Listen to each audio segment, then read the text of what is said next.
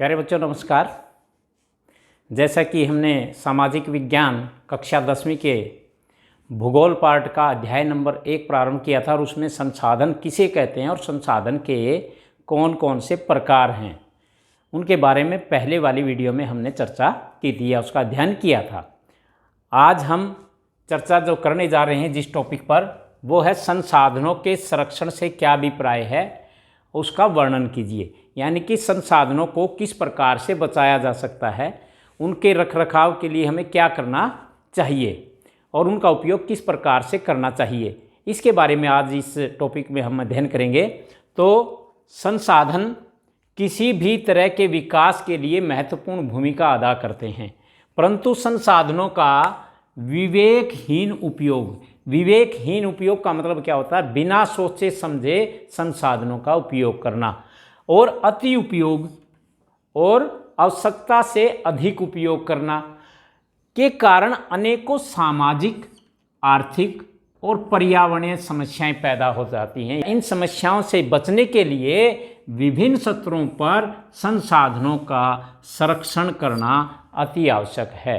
यदि हमें सामाजिक, आर्थिक और पर्यावरण संबंधी समस्याओं से बचना है तो हमें संसाधनों का संरक्षण करना बहुत ज़रूरी है, उन्हें बचाना बहुत ज़रूरी है। इसके आधार पर अनेकों राष्ट्रीय और अंतर्राष्ट्रीय प्रयास किए गए। जैसे सन 1968 में क्लब ऑफ रोम संसाधनों के संरक्षण के लिए वकालत की। अर्थात जो ये क्लब था, क्लब ऑफ रोम, इन्हें संसाधनों के बचाव के लिए अनेकों प्रयास किए। इसी प्रकार सन 1974 में सुमेसर, जो एक पर्यावरणवादी थे, सुमेसर ने अपनी एक पुस्तक का विमोचन किया, अपनी एक पुस्तक प्रकाशित करवाई जिसका नाम था स्मॉल इज ब्यूटीफुल।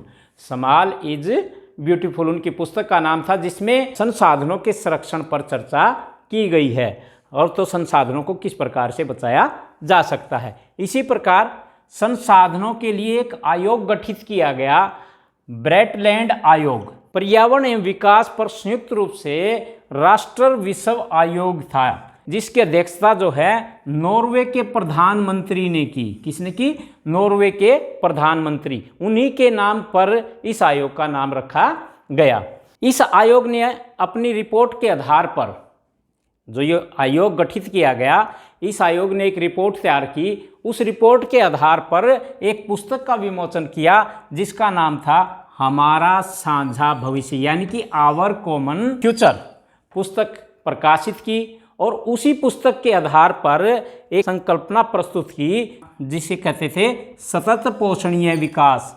सतत पोषणीय विकास का मतलब क्या होता है? हमें संसाधनों का इस प्रकार से प्रयोग करना चाहिए ताकि आने वाली पीढ़ी भी उसका उपयोग कर सके। यानी कि आने वाली पीढ़ी के लिए हमें संसाधनों को बचाना चाहिए, तो उसे हम क्या कहेंगे? सतत पोषणीय विकास। इसके बाद रियो डी जेनेरियो एक पृथ्वी सम्मेलन का आयोजन किया गया संसाधनों के संरक्षण के लिए। और कहाँ पर किया गया? ब्राज़ील में।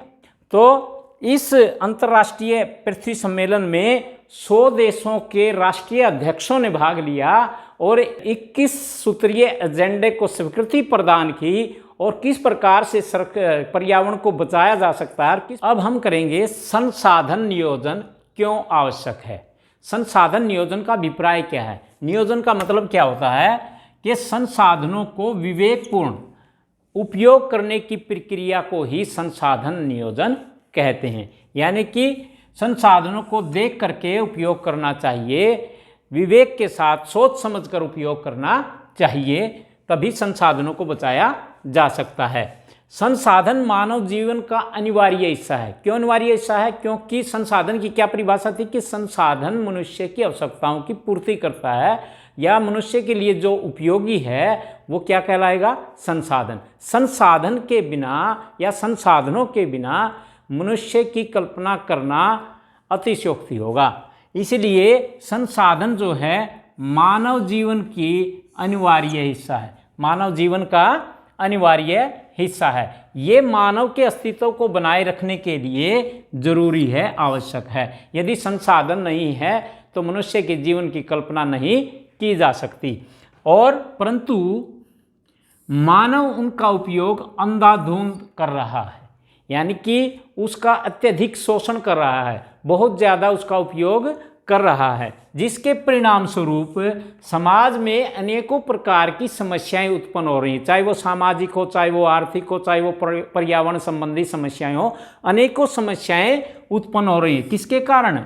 यदि हम संसाधनों का उचित तरीके से प्रयोग नहीं करेंगे, उसका अत्यधिक शोषण करेंगे, अत्यधिक दोहन करेंगे, तो अनेकों समस्याएं उजागर हो जाती हैं। जैसे संसाधनों का अति उपयोग होने के कारण पर्यावरण यानी कि हमारे चारों तरफ का पर्यावरण दूषित होने का खतरा पैदा हो गया। हमारा जो पर्यावरण है, हमारे चारों तरफ का जो वातावरण है, यदि हम संसाधनों का अति शोषण करेंगे, अधिक उपयोग करेंगे, तो पर्यावरण दूषित होने का खतरा पैदा हो जाता है। जैसे कौन कौन से दुष्परिणाम होंगे?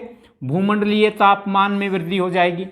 हमारे चारों तरफ का जो वातावरण है, हमारा जो भूमंडल है, उसके तापमान में वृद्धि होगी, जिसके परिणाम स्वरूप जो हमारी ओजोन परत है, ओजोन परत कौन सी होती है? हमारे भूमंडल में एक ओजोन परत है जो सूर्य की खतरनाक किरणों को पृथ्वी पर आने से रोकती है, पराबैंगनी जो किरणें हैं उनको रोकती है और मानव जीवन को सुरक्षित करती है, वो ओजोन परत है। यदि तापमान अधिक होगा तो इस ओजोन परत को नष्ट होने का भय होगा, अर्थात ये नष्ट हो जाएगी, जिसके कारण मानव जीवन जो है वो खतरे में पड़ जाएगा। इसी प्रकार भूमि निम्नीकरण होता है। भूमि निम्नीकरण होता है कि उस भूमि की जो उर्वरक या उपजाऊ जो शक्ति है वो कम होना। जैसे पशुचारण के कारण अत्यधिक पशु जहाँ पर चराए जाते हैं वहाँ पर उपजाऊ भूमि जो है वो खतरे में पड़ जाती है, अर्थात वो बंजर होना शुरू हो जाती है। अत्यधिक जैसे हरियाणा, पंजाब और पश्चिमी उत्तर प्रदेश में सिंचाई के कारण भूमि निम्नीकरण हो रहा है, यानी कि उसका उपजाऊपन खत्म होता जा रहा है।